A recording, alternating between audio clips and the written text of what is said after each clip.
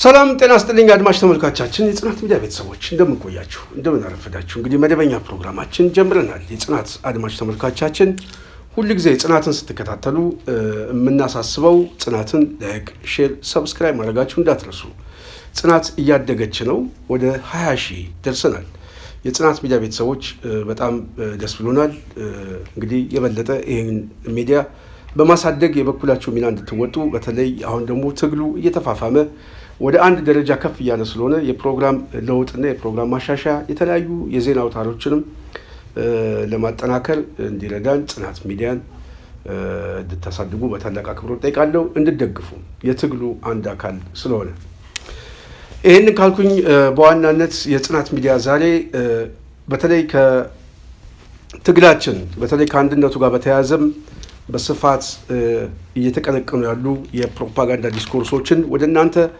የግንዛቤ ማስጨበጫ ስራዎችም የግድ ስለሚያስፈልጉ ነው የጠላትን ኃይል ማምከን የምንችለው ያው ሁላችንም ስንግባባ ነው ብዬ አስባለሁ እንግዲህ ከሁሉ በማስቀደም ብልጽግና እጅግ በጣም ያስጨነቀው ከዚህ በፊት እኛ ደጋግመን ስንገልጽ የነበረው የአማራ የፖለቲካ ኃይል ተሰባስቦ መምጣት የለበትም ነው ሁላችሁም ሊገባችሁ የሚገባው እዚህ አውድ መያዝ ያስፈልጋል ለምንድን ነው እንደዛ የሚለውን ተንተነን አስቀምጠነዋል ከዚህ በፊት በጨባጭ በዋናነት የአማራ ኃይል ተሰባስቦ ከመጣ ጦርነቱን በአጭር ጊዜ መጨረስ ብቻ ሳይሆን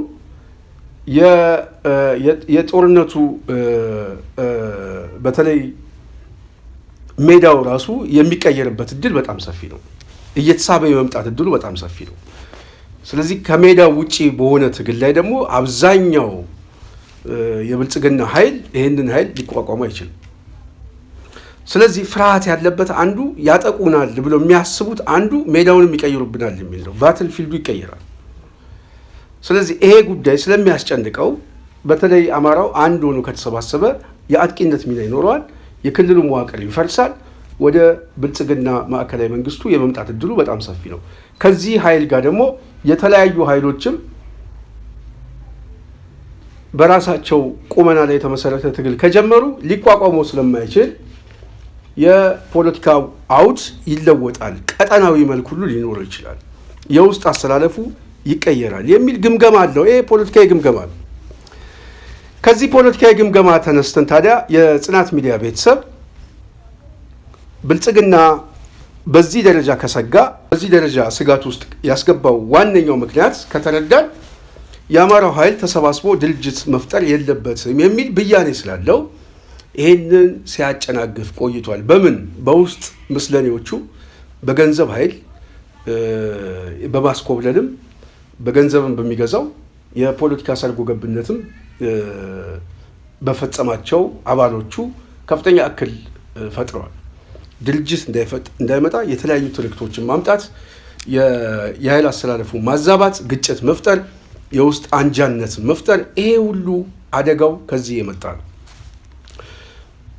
የመጀመሪያው ጊዜ ላይ የአማራ ኃይሎች በጣም ቁማር ተበሉበት ያልኩት የተወሰነ ነገር መግለጽ ያስፈልጋል ሰሞኑን በሚዲያ ላይ የህዝብ ግንኙነቱ ሲናገር ሰምቼዋለሁ ትላንትና አስረስ ማረ በህዝብ ግንኙነቱ ጉዳይ ላይ እንደውም በተቋም ጉዳይ ላይ እመጣበታለሁ እሱ በኋላ በሱ ጉዳይ ላይ በተለይ አዲሱ ድርጅት ከፍተኛ ጥንቃቄ ማድረግ ያለበትን ሐሳቦች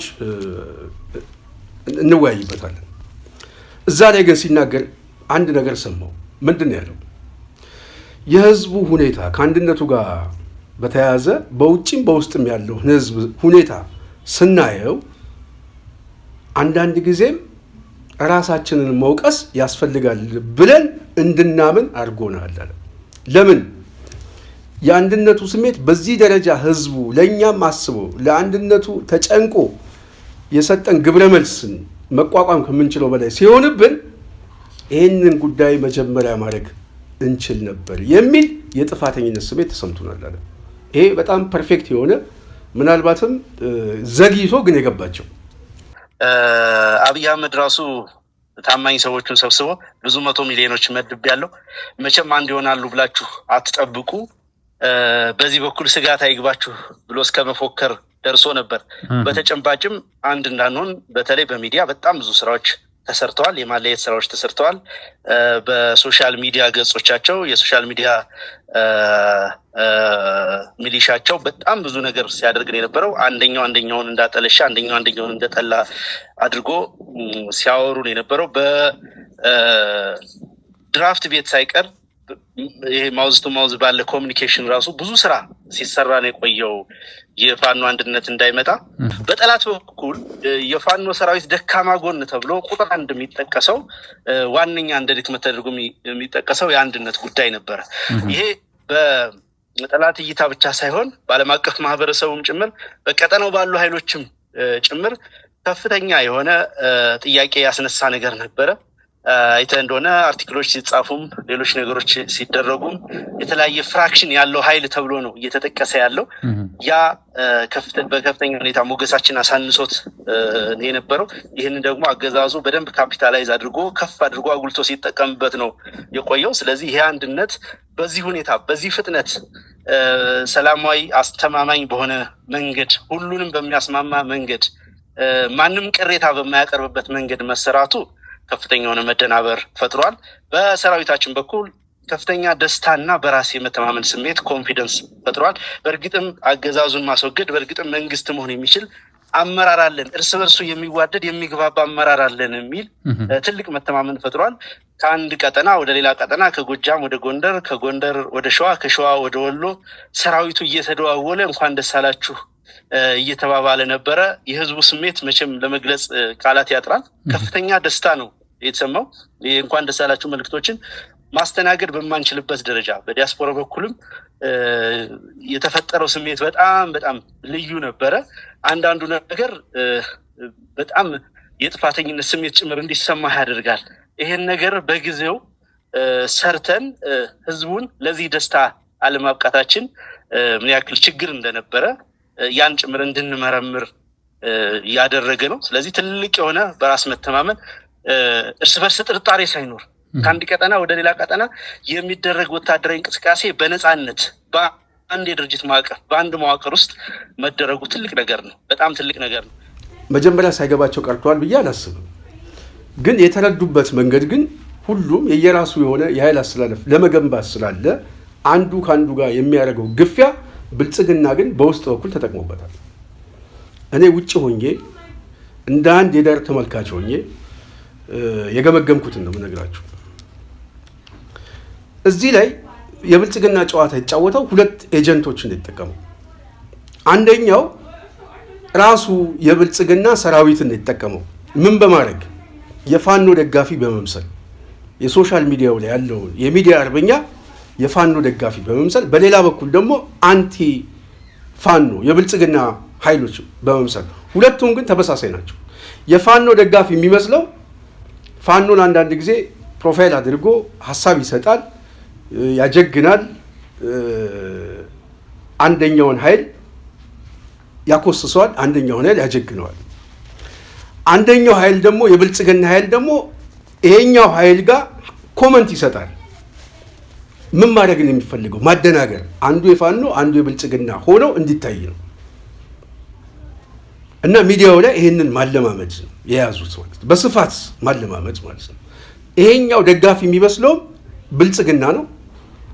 የብልጽግና ደጋፊ የሚመስለውና እዚህ ጋር ደግሞ ኮመንት የሚሰጠው ሁለቱም ተመሳሳይ ግብ ነው ያላቸው። ዋናው የሳይበር ሚዲያው ላይ በማደናገር ፋኖን መክፈል።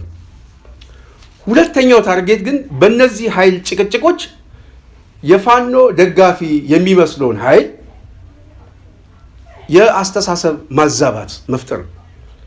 በዚህ የፕሮፓጋንዳ ብልጫ ይወሰድበትና ይሄ የፕሮፓጋንዳ የብልጫ በዋናነት የፋኖን ደጋፊና መሰረቱን ማዛባት።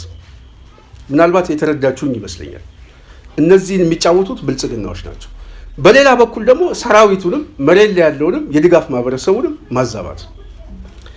ይሄንን ሲያደርጉ በዋናነት የተጠቀመው ብልጽግና የሚዲያ ሰራዊቱን ነው። በተለይ በሶሻል ሚዲያ ላይ ያለው ስለዚህ ምንድን ነው ያደረጉት? የመጀመሪያው የአመራር ክፍፍል መፍጠር፣ የድርጅት አንጃነትን ማስፋት። ይሄንን እኔ አሁን ወደ ኋላ እየተመለስኩ የምናገረው የገመገምኩትን የበለጠ ህዝቡ ዛሬም በተመሳሳይ ጨዋታ ለመጫወት እየመጡ ስለሆነ ይሄን ጨዋታ ከዚህ በፊት እኛ ጋር ተጫውተውታል፣ እኛ ጋር በደንብ አሳክተውታል። በተለይ አዲስ አበባ እንቅስቃሴ ላይ በነበርንበት ሰዓት በደንብ ነው ያሳኩት። ማዛባት ችለው አዛብተውታል። ያስተሳሰብ ብዥታ እንዲፈጠር አድርጓል። ይህንን በፋኖ እንቅስቃሴ ላይም የመጀመሪያው እንቅስቃሴ ላይ ተሳክቶላቸዋል። ከሂደቱ መማር ስለሚቻል ማለት ነው። በደንብ እንዲገባችሁ የበለጠ አስረዳቸዋል። ስለዚህ እነዚህ ሁለት ቡድኖች አንዱ ለሜሳና ጫላም ይሁን አንደኛው ግን ተሰማም ይሁን እሸቴም ይሁን ሞገስም ይሁን ግን በዛ ፕሮፋይል የሚጠቀመው የፋኖን መሪዎችን ምናምን ፋኖ መስሎን ዜና ይጽፋል፣ ድጋፍ ያገኛል ምናምን። ይሄ ከደህንነት የሚያገኘውን የውስጥ መረጃ ሁሉ የተሰጠው ዜና ይጽፋል ታማኝነቱን ለመገንባት ሚዲያው ላይ። አንደኛው ደግሞ ተቃዋሚ መምሰል ይሄኛውን የበለጠ የፋኖ እንቅስቃሴን በምን መልኩ ውስጥ እንዳለ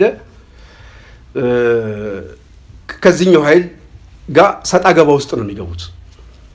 ከዛ በኋላ ይሄኛው ኃይል አፍራሽ የሆነ ኃይል ከእንደገና የፋኖ ኃይል የሚመስለው ደጋፊ አፍራሽ ቅስቀሳዎችን ይቀሰቅሳል።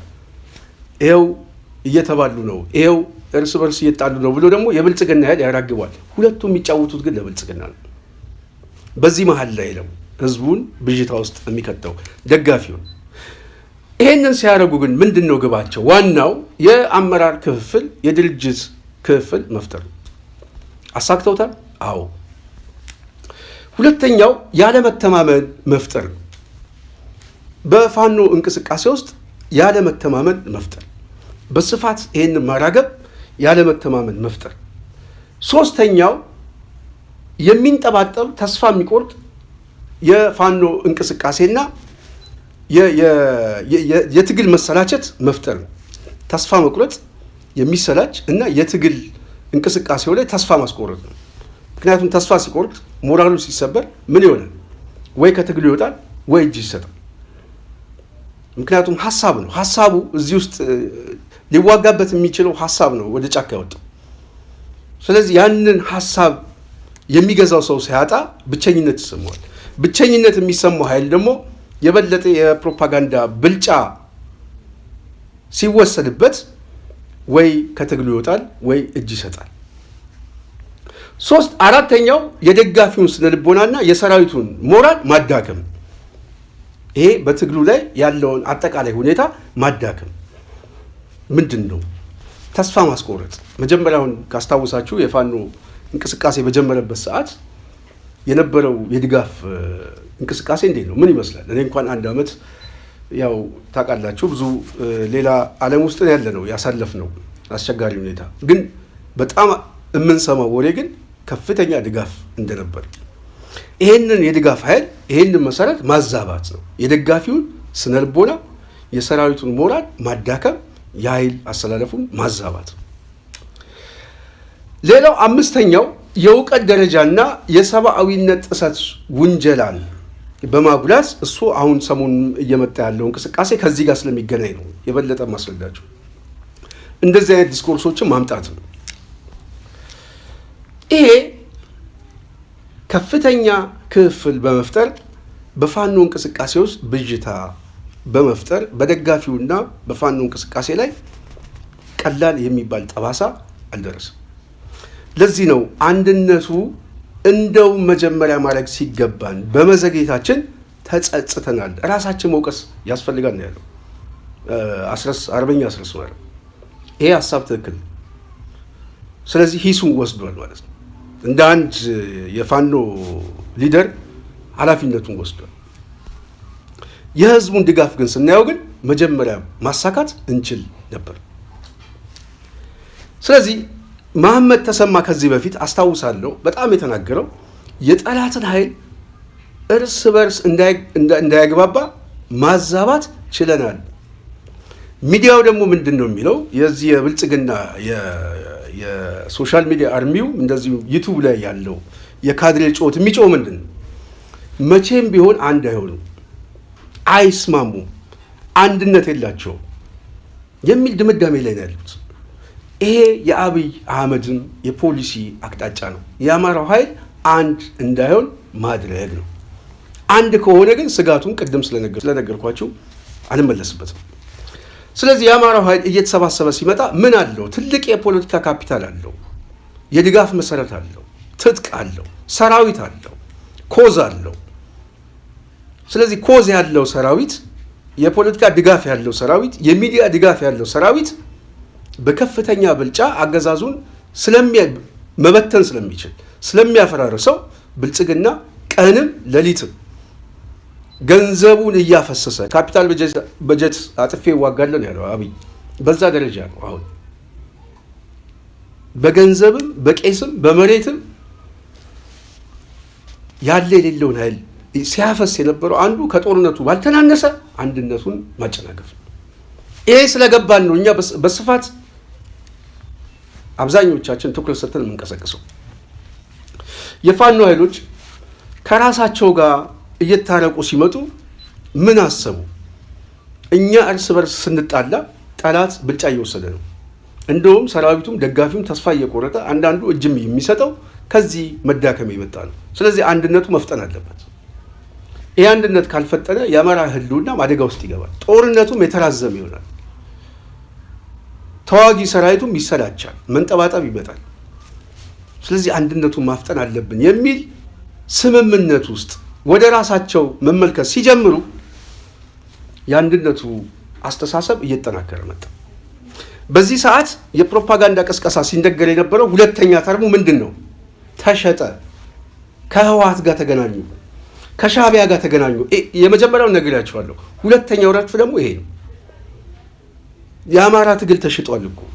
አሁን እኮ የሚያዘው ገብረመድህን ኃይሌ ነው፣ የሚያዘው እኮ ኢሳያስ ነው፣ ይሄንን የሚያዘው እኮ ከሌ ነው የሚል የብልጽግና ድሪቶ፣ የካድሬው ጩኸት፣ እንባ፣ ነጠላ ዘግዝቆ የሚያለቅሰው አንዱ የፕሮፓጋንዳ ሁለተኛው ደግሞ ይሄ ነው። ሁለተኛ ስቴጁ ማለት ነው። ከዛ በኋላ ሶስተኛው ስቴጅ ምንድን ነው የነበረው? ህወሓት ጦርነት ሊጀምር ነው፣ በወልቃየት በኩል ሊጀምር ነው፣ ወልቃየት ተሸጠ ምናምን የሚል ቀስቀሳ ማድረግ ነው። ምክንያቱም ጎንደር አካባቢ ያለውን ከፋኖ እንቅስቃሴ መነጠል አንድነቱን የበለጠ እንዳይሳካ ያደርገዋል የሚል አቅጣጫ ስለነበር፣ ስለዚህ ሶስተኛ ንግዳቸው አንዱ ከዚህ ጋር በተያያዘ ነው። ጎንደርን ከአማራው መነጠል፣ የወልቃየትን የፕሮፓጋንዳ መጫወቻ ማድረግ፣ እንደተሸጠ መቀስቀስ፣ ለህወሓትና ለሻዕቢያ የአማራን ትግል በውክልና መስጠት ነው። የቅስቀሳ አድማሱ ይሄ።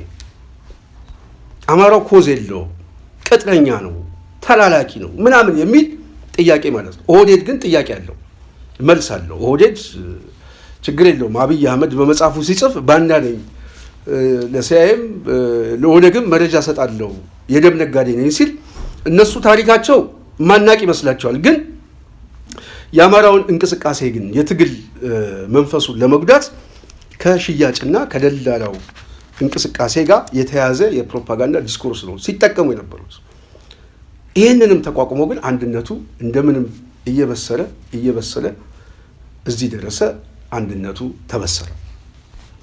አሁን አንድነቱ ሲመጣ አራተኛው ቅስቀሳ የመጣው ልብ ብላችሁ ተከታተሉ። ከመጀመሪያው ጀምሮ አራተኛው በአንድነት ውስጥ ክፍል መፍጠር ነው።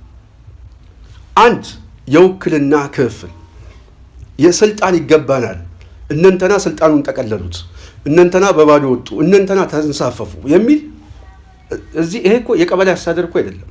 ይሄ የህልውና ትግል ነው። የቀበሌ የካቢኔ ሹም፣ የሚኒስትሮች ሹም፣ የምክር ቤት ሹም ቢሆን ተንሳፈፈ ትለዋል። ምክንያቱም የመንግስት ስልጣን ነው ያዝከው።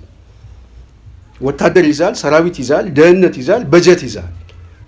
ስለዚህ በጀት ለማንቀሳቀስ ሰራዊቱን ለማንቀሳቀስ የመንግስት ስልጣን እስከያዝክ ድረስ እነንተና ተንሳፈፉ፣ እነንተና ስልጣን አልሰጣቸው ምናምን የሚባልበት የፕሮፓጋንዳ ዲስኮርስ ሊሰራ ይችላል። ትንተናውም ሊያስኬድ ይችላል። በህልውና ትግል ውስጥ ግን ስልጣን ያለው አንድም ሰው የለም። አስተባባሪ ነው። የምን የህልውና አደጋውን የሚያስተባበር ሰራዊት አለ፣ ሀሳብ አለ፣ ማቴሪያል አለ። እነዚህን አስተባብሮ የሚጠቃውን ማህበረሰብ ከጥቃት መከላከል ከጥቃት ለመከላከል ራሱም የህይወት መስዋዕትነት ይከፍላል። አብዛኛው ህዝብ ደግሞ ከመጥፋት አደጋ ለመታደግ በጥቂት መስዋዕትነት ይሄንን አስቀራለሁ የሚል የኮሚቴ ድልድል። ይሄንን እንደ ስልጣን አድርገው የሚቆጥሩት አንድ ከድንቁርና የመጣ ነው፣ ሁለት ፖለቲካውን በቅጡ ከመገንዘብ ከማነስ የመጣ ነው፣ ሶስተኛው ግን ከቅጥረኝነት የፕሮፓጋንዳ ልሳን የመጣ ነው። ስለዚህ አሁን ይሄኛው ሶስተኛው ሚዛን እያመዘነ ነው። በምን የመጀመሪያውን አንድና ሁለት ሶስትን ሲጠቀሙበት የነበረው ፕሮፓጋንዳ ይሄ የፖለቲካ ዲስኮርስ አሁን ከአንድነቱ በኋላም እየመጣ ነው።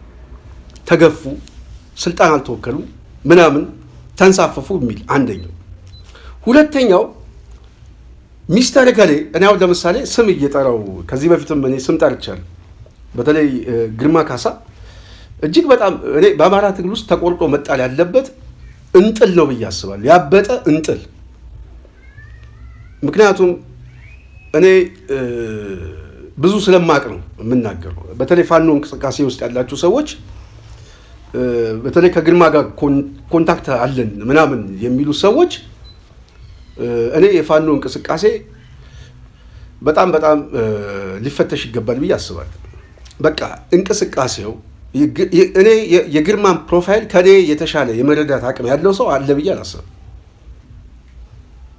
በርቀት ነው የማውቀው፣ አስተሳሰቡን አውቃለሁ፣ የድጋፍ መሰረቱን አውቃለሁ፣ ምን ሲጠቀምበት እንደነበረ እና ያሳካው ስኬት ምን እንደሆነ አውቃለሁ።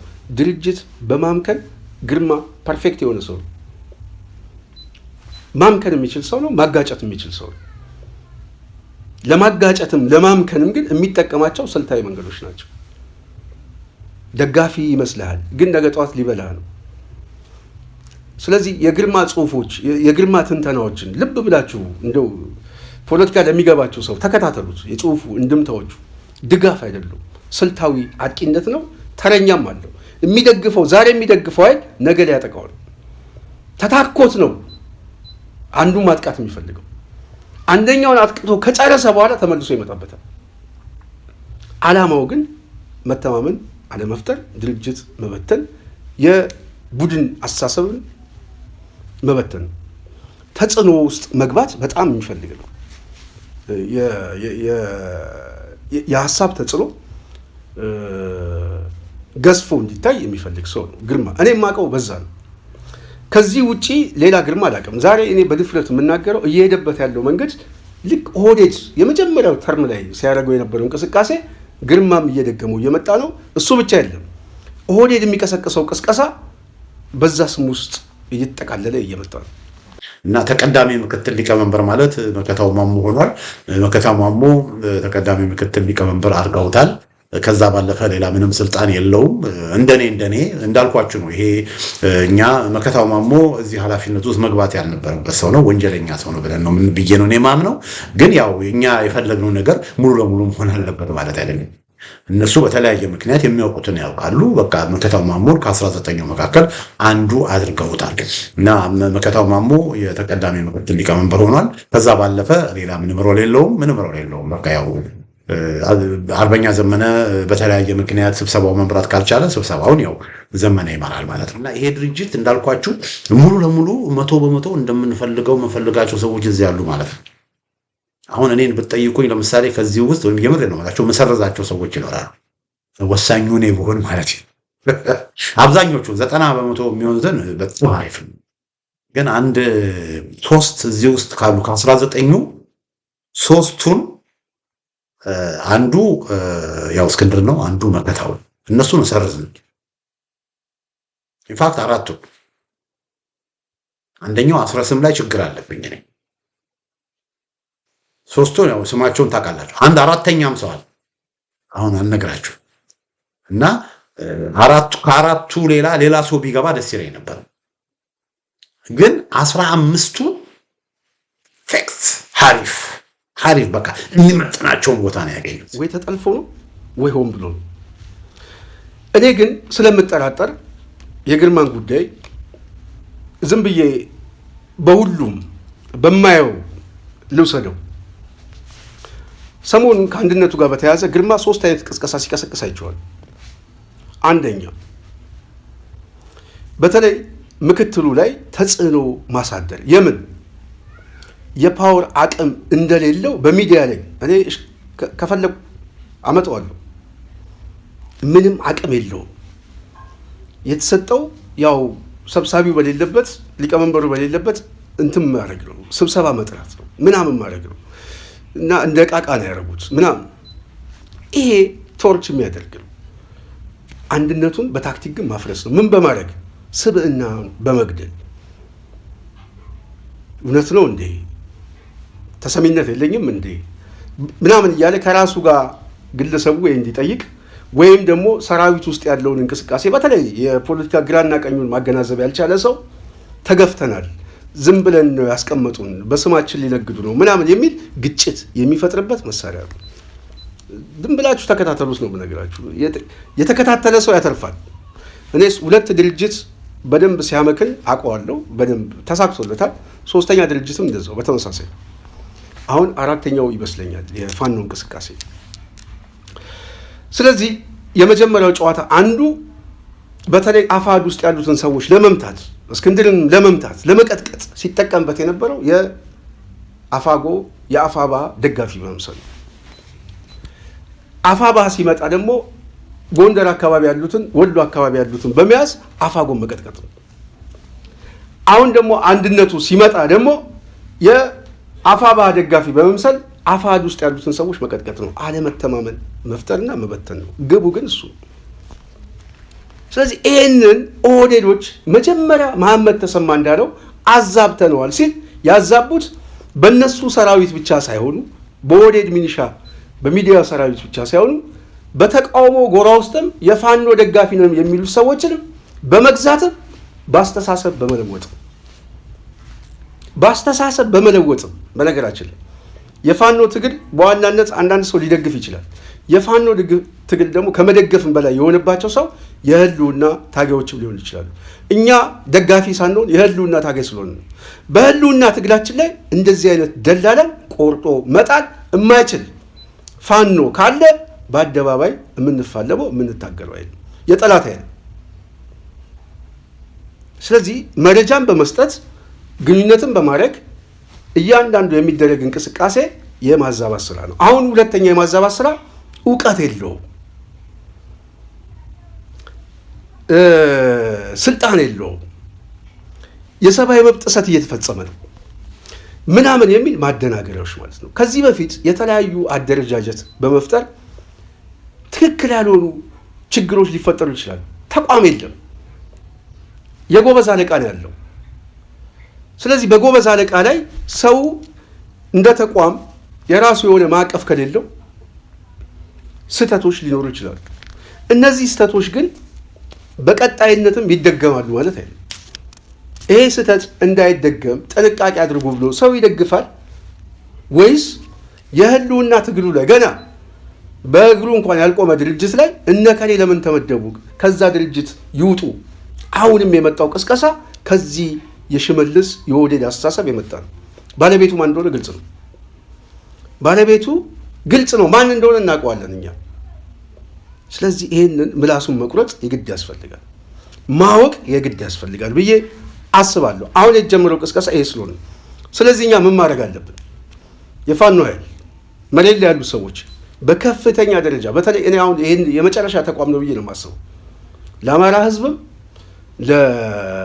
በተለይ እኛም ትግል ውስጥ ጊዜያችንና እድሜያችንን ለጨረስን ሰዎች ከዚህ በኋላ መጓተትና መንዛዛት እኔ ይሰለቸኛል ብዬ አስባለሁ ለራሴ።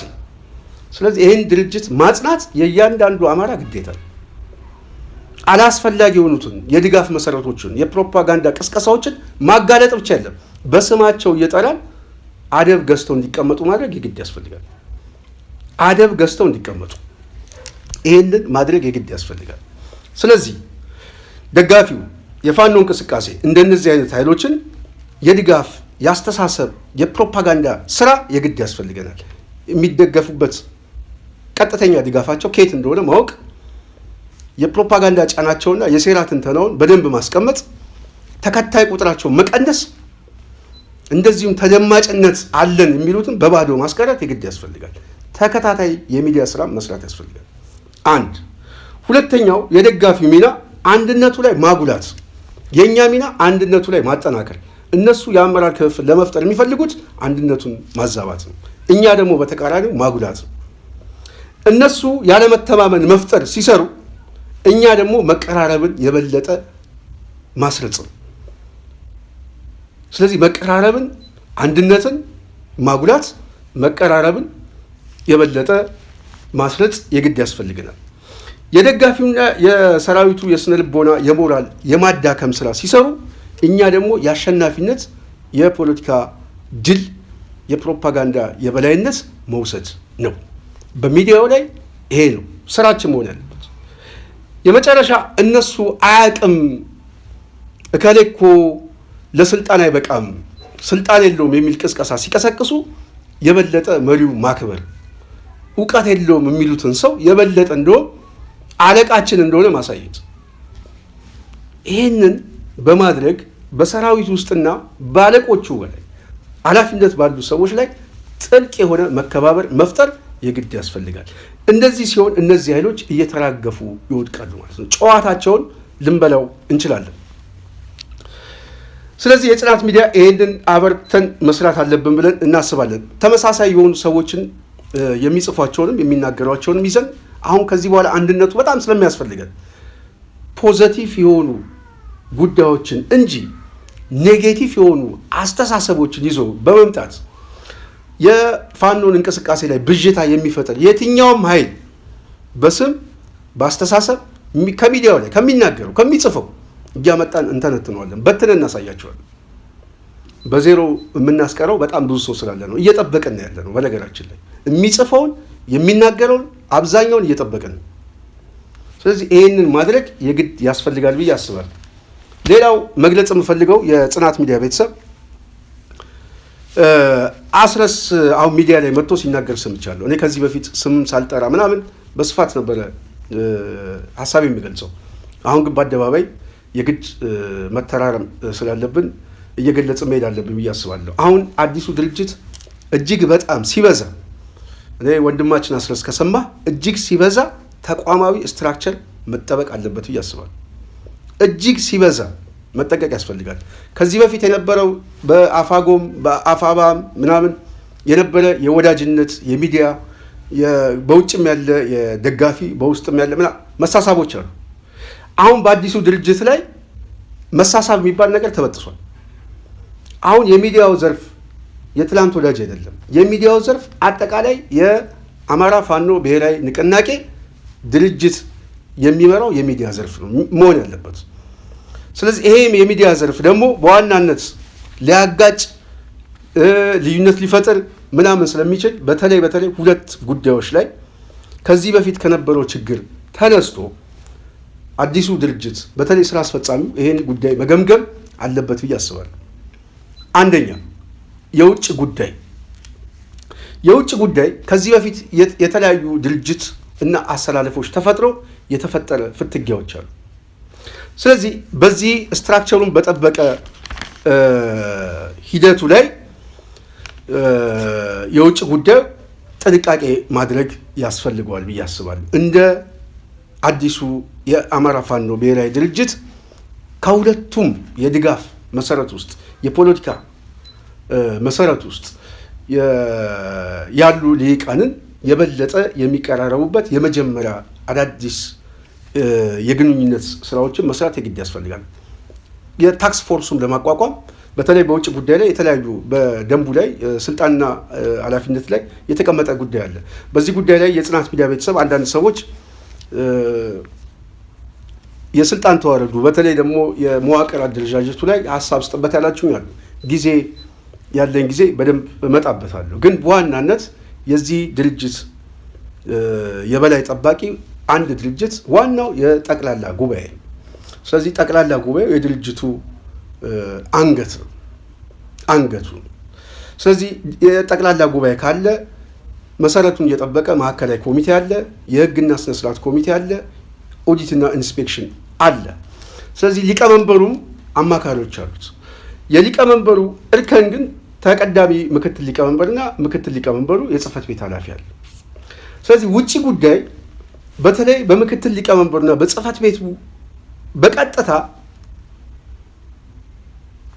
ከተቀዳሚው ሊቀመንበር ጀምሮ ተያያዥ የሆነ መዋቅራዊ ሰንሰለት ስላለው እንደ ድርጅት እንደ ስራ አስፈጻሚ ይሄ ውጪያዊ ኩርፊያ ውስጥ የነበረውን ኃይል ሰብስቦ አንድ የሆነ ታክስ ፎርስ ማቋቋም አለበት ብዬ አስባለሁ። ለምሳሌ ውጭ ጉዳይ ላይ የተለያዩ ኃላፊነት አለው። በተለይ የውጭ ጉዳይ ጽህፈት ቤት ኃላፊ ያቋቁማል። የቆንስላ የዲፕሎማሲ መምሪያዎችን ያቋቁማል። የዲያስፖራ ማስተባበሪያ መምሪያ ያቋቁማል። የውጭ ቃል አቀባይን ያቋቁማል። ይህንን ሲያደርግ ከነዚህ ሁለት ድርጅቶቹ ሰዎችን ለትግሉ በሚጠቅሙ መልክ ቢሰራበት ጥሩ ነው ብዬ አስባለሁ። መጀመሪያ እዛ ላይ አቅጣጫ ያዙ። ሁለተኛው የማየው የሚዲያ አጠቃቀም ጉዳይ ላይ ሚዲያ ላይ እኔ አሁን የህዝብ ግንኙነቱ የተለያዩ ኃላፊነት ተሰጥቶታል። በተለይ ስልጣኑ ላይ በደንብ የተቀመጠ አለ። በተለይ የምክትል የህዝብ ግንኙነት መምሪያ ቃል አቀባይ አለው። የሚዲያና ፕሮፓጋንዳ መምሪያ ክፍል አለው። የሬዲዮና ቴሌቪዥን የብሮድካስት መምሪያ ክፍሎችም አሉት። እሱ ወጥቶ አሁን መናገር አይጠበቅበትም። አንድ ሁለተኛ ምክትሉ እንደዚህ አይነት ቴክኒካል ጉዳዮች ላይ ይሄ በተለይ በአገዛዙ ጉዳይ ላይ ከዚህ በፊት የሚደረግ ይሁን አስረስ በጣም በሚዲያ ላይ አብዝተህ የምትሰጠው ሐሳብ ላይ አሁን በምክትሉ በቃል አቀባዩ ምናምን የሚገለጽ ነገር አለ። አስረስ ልትመጣ የምትችለው ስትራቴጂክ የሆኑ ጉዳይ የድርጅቱ በጣም አንገብጋቢ የሆኑ ጉዳይ ላይ ሲሆን ትመጣለህ። ከዛ ውጪ በሚረባው በማይረባው ትናንት በምታውቀውም ዛሬ በተከፈተው ዩቲዩብ ላይ እየመጣ ሐሳብ መስጠቱ እኔ ተገቢ ነው ብዬ አላስብም። በቃ የድርጅቱን ቁመና ከፍ ልታደርገው ይገባል። ብራንዱን ከፍ ልታደርገው ይገባል። ተፈልገህ ነው መምጣት ያለብህ። ይህንን ማድረግ እታች ያሉትን አመራሮችን መጠቀም አንድ ያስፈልጋል። ሁለተኛ የጽናት ሚዲያ ቤተሰብ ለወንድማችን የምነግረው ሚዲያዎች አጠቃቀም ላይ ኩርፊያ እንዳይመጣ። አሁን የተለያየ ሚዲያ አለ። አሁን ጽናት ሚዲያ ደውላ ቃል አቀባዩ ወይ ህዝብ ግንኙነቱ ሐሳብ ስጠን ብንል ብትከለክለ አንዱ ሚዲያ ጋር ደግሞ ሄደ ሐሳብ ብሰጥ ምን ይፈጠራል? ኩርፊያ ይፈጠራል። ልክ በተመሳሳይ ሌላ ሁሉ ጊዜ ሐሳብ በምሰጥበት ሚዲያ አለ፣ እንደዚሁ ደግሞ መተህ የማታውቅበት ሚዲያ አለ። ስለዚህ ሚዲያው ላይ ስትጠቀም በጣም ሁሉንም ሚዲያ አሳታፊ ያደረገ በዋናነት የድርጅቱ ኦፊሻል መግለጫዎችም የተለያዩ ትንተናዎች ደግሞ የራሱ የሆነ ሚዲያ የሚዲያ ክፍል የሚዲያ ካውንስል ሊኖረው ይገባል ብዬ አስባለሁ። እዛ ላይ ሐሳባችሁን ትገልጻላችሁ። እያንዳንዱ ሰው ከዛ ቋት እየወሰደ ሊዘግብ ሊተነትንበት ይችላል። ከዛ ውጭ የተለያዩ ትንተናዎችና ሐሳቦችን ግን ለመስጠት ግን እኔ የቃል አቀባዩ ወሳኝ ነው ብዬ አስባለሁ። ስለዚህ ሚዲያ ላይ የሚመጣ ምክትሉ በጣም ወሳኝ ነው ብዬ አስባለሁ። ቀደም አሁን በምክትል ደረጃ ያለው ቃል አቀባይን በመሰየም የፕሮፓጋንዳ ስራዎችን የሚዲያ ስራዎችን በምክትሉ ቢሰራ የብሔራዊ ንቅናቄው ስትራቴጂክ ጉዳዮች ላይ ግን በህዝብ ግንኙነቱ ቢሰራ ጥሩ ነው ብዬ አስባለሁ። ስለዚህ ስራ አስፈጻሚው አካባቢ በተለይ ውጭ ጉዳይ እና የህዝብ ግንኙነት ላይ ያሉ ሰዎች የበለጠ የተቋሙን ከፍታ በሚጠብቅ ሁኔታ የትላንቱን ጠባሳ በማየት ከሁሉም አካባቢ ላይ ያሉትን ሰዎች እንትን ማለት የግድ ያስፈልጋል። በዋናነት በተለይ የውጭ ጉዳይ ላይ የሀብት ማሰባሰብ ጉዳይ በተለይ የሀብት ማሰባሰብ ጉዳይ በጣም ጥንቃቄ ማድረግ ያለበት። ትላንት በሚታወቁ ሰዎች ትላንት በሚታወቁ ብራንድ በሌለው ሰው ምናምን ይሄ የፖለቲካ ትግሉን የሚገል ነው። በዋናነት ስብዕና ያላቸው ይህንን ትግል ሊያሻግሩ የሚችሉ ታማኝ የሆኑ ሰዎች፣ ህዝቡ ሊያፍርባቸው የማይችል ሰዎች የዚህ የትግሉ ብራንድ አድርጋችሁ ማምጣት የግድ ያስፈልጋል። አንቱ የተባለ ተቋም መመስረት ስላለበት እንጂ ማንንም እየበሰበሰቡ እዚህ የደም ንግድ አሁን አይሰራም ነው የምናገረው። እኔ በግልጽ ነው የምናገረው። ስለዚህ እንደዚህ አይነት ነገር በማድረግ ራሳችሁ ማስተባበር አለባችሁ ብዬ አስባለሁ። ዋነኛ ጥያቄ ግን ዛሬ ላነሳ የፈለኩት የፕሮፓጋንዳ ስራ ከሚሰሩ ሰዎች ጋር ራሳችንን እንዴት መከላከል እንችላለን የሚለው ላይ በጣም አተኩረን መስራት አለብን። ኔጌቲቭ የሆነ የፕሮፓጋንዳ ቅስቀሳ በሙሉ አያስፈልግም። አንድነቱን የሚያጠናክር ምክረ ሀሳብ ያለው ሰው ምክረ ሀሳብ ቢያመጣ የተሻለ ነው ብዬ አስባለሁ። እኔ አሁን የምናገረው ትእዛዝ አይደለም፣ ምክር ነው። አሁን ምክረ ሀሳብ የሚታየኝን ነገር ለወንድሞቻችን ምክረ ሀሳብ ነው የምሰጠው፣ ትእዛዝ አይደለም። የማዘዝ ስልጣን የለንም። አለመፈጸም ይችላል። ለምን አልፈጸማችሁም ብዬ በውስጥ በኩል ጠይቅ እችላለሁ እንጂ አደባባይ ላይ መጥቼ ስልክ ደውዬ ጠይቄ እንደዚህ አድርጌ ግን ከለከሉኝ ብዬ የማሳጣቸው የምናገርበት ጉዳይ ትግል ስለሆነ ይያዙ። ይህንን ማለት ፈልጌ ነው። የጽናት ሚዲያ ቤተሰብ በተለይ ከዚህ በፊት የጠየቃችሁኝ በመዋቅሩ ጉዳይ ላይ ብዙ ግልጽ አይደለንም። በተለይ የመረዳት ችግሮች አሉብን ላላችሁ በተቻለ አቅም ጊዜ ብለን በስፋት እንወያይበታለን። በእኔ ግምገማ ጠንካራ የሆነ መዋቅር ነው የተሰራው ብዬ አስባለሁ። በዚህ መዋቅር አንድን የመጀመሪያውም የመጨረሻውም የሚሆን ተቋማዊ ድርጅት ይወጣል ብዬ ነው የማስበው። እያንዳንዱ የየራሱ የሆነ ተጠሪነት፣ ኃላፊነት፣ የስልጣን እርከን ተቀምጦለታል። እያንዳንዱ የተገደበበት የስልጣን አለ፣ የተፈቀደለት ስልጣን አለ። ስለዚህ ይሄንን ጠቅለል አድርገን ለምሳሌ አሁን የህግና ስነስርዓት አለ፣ ወታደራዊ ፍርድ ቤት አለ። አሁን ወታደራዊ ፍርድ ቤት የህግና ስነስርዓት ኦዲትና ኢንስፔክሽን በቀጥታ ያው ተቋም በዋናነት እነዚህ ሶስት መሰረታዊ ጉዳዮች የጠቅላላ ጉባኤ ስልጣን ናቸው። በጠቅላላ ጉባኤ ስልጣን የሚታሰሩ ሊቀመንበሩ ግን ከታች ያለ ማዕከላዊ ኮሚቴው ራሱ የጠቅላላ ጉባኤ ተጠሪነቱ ለጠቅላላ ጉባኤ ማዕከላዊ ኮሚቴ፣ ወታደራዊ ፍርድ ቤት፣ ኦዲትና ኢንስፔክሽን፣ የስነ ስርዓት ኮሚቴ እነዚህ የጠቅላላ ጉባኤ ስልጣኖች ናቸው። ለምሳሌ በደንብ ጉዳይ ላይ በፕሮግራም ጉዳይ ላይ ማሻሻል የሚችል ማዕከላዊ ምክር ቤቱ ማሻሻል አይችልም። ስትራቴጂ ጉዳዮች ናቸው። እነዚህ ስትራቴጂ ጉዳዮች ላይ የሚያገባው ከአንገት በላይ ያለው ኃይል እሱ ጠቅላላ ጉባኤ። ስለዚህ አሁን ይሄ መዋቅራዊ አሰራር እየተሰራ ነው። ሊቀመንበር አለ። ሊቀመንበሩ ለማዕከላዊ ኮሚቴ፣ ለጠቅላላ ጉባኤው፣ ለስራ አስፈጻሚ ተጠሪነት አለበት። ተጠሪነቱ በኋላ ስለዚህ በጠቅላላ ጉባኤ የታሰረ ነው፣ በማዕከላዊ ኮሚቴ የታሰረ ነው፣ በስራ አስፈጻሚ የታሰረ ስልጣን አለው። በተመሳሳይ ስልጣኑ የሚጠቀምባቸው ስልጣኖች እንዳሉ ሁሉ ሊቀመንበሩ የሚገደብበት የስልጣን እርከን አለ። ተቀዳሚ ምክትል ሊቀመንበሩ እታች ያሉት የተለያዩ የዘርፍ ኃላፊዎችም የራሳቸው የሆነ ስልጣን አላቸው፣ ተጠያቂነት አለ። በሌላ በኩል ደግሞ የኃላፊነት ምድብም አለ። ስለዚህ እያንዳንዱ የተሰጠው ስልጣን አለ፣ የተገደበበት ስልጣን አለ። ለሁሉም በተቋም ሲስተም ውስጥ የሚያርፉበት የድርጅታዊ አሰራር ነው መዋቅሩ የተዘረጋው። እና እኔ ይህንን እየተለማመድንበት ከመጣን እጅግ በጣም ተቋማዊ የሆነ ጠንካራ የሆነ ባህል አማራው ይገነባል ብዬ አስባለሁ። ይሄ ጠንካራ የሆነ ባህል ደግሞ የበለጠ የሚያስከብረውና ነገ ጠዋትም ሀገሪቷን ሊያጸናበት የሚችል ድርጅት ነው ብዬ ነው የማስበው። የጽናት ሚዲያ ቤተሰብ እንግዲህ በሚቀጥለው በተመሳሳይ በሌላ ጉዳዮች ላይ እስክንገናኝ የዛሬ ፕሮግራማችንን እዚህ ላይ እጨርሳለሁ። ስላዳመጣችሁኝ ከልብ አመሰግናለሁ። ሰላም።